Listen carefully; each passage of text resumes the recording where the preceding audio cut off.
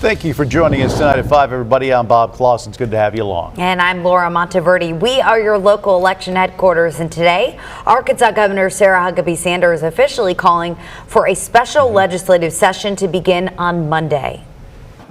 After a successful regular session, I never said that we would sit back and rest and do nothing. We're going to continue to make big changes. The focus will be on 3 things: tax cuts, limiting state government, and making revisions to the Freedom of Information Act. The governor hopes to cut millions of tax dollars on the personal income and corporate side. Now, this could provide Arkansans making under $90,000 a year up to $150 in one-time tax relief paybacks. In addition, Governor Sanders is looking to streamline state government through a bill focused on cutting back its role in things like COVID vaccine mandates. The main focus of the press conference, though, was the Freedom of Information update. Samantha Boyd in that press conference. She broke the news a few days ago about the session as well. She is live outside the Capitol tonight. Samantha, you say most questions were focused on that one topic. Yeah, Laura, it really was. Despite the 3 priorities that Governor Sarah Sanders laid out in that press conference today, the focus from most press and the questions was about the revisions to the Freedom of Information Act and how this will impact the public's access to where our tax dollars are going. The governor said this is in part about protecting her family and their safety, though Democrats believe this is interfering with transparency.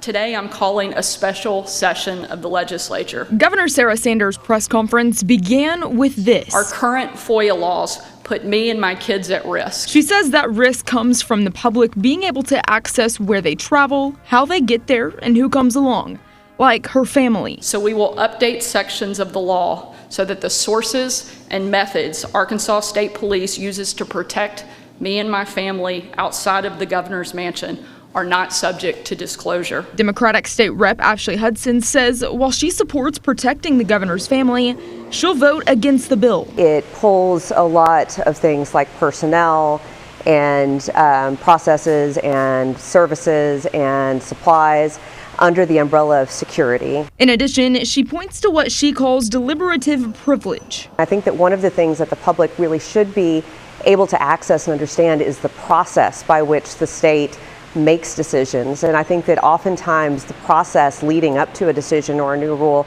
is just as important as what that new rule will be. Governor Sanders maintains that withholding certain information from the public is about protecting not only her security, but the state's. Right now, a Chinese state-owned company operating in Arkansas could use their employees to FOIA for internal government documents. Somebody suing the state of Arkansas can FOIA our attorneys to determine our legal strategy.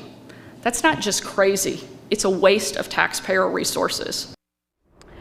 Representative Hudson, who you just heard from, tells me despite the legislature being majority Republican, she's not positive that this bill will pass. Of course, I'll be at that special session next week and we'll continue to keep you updated.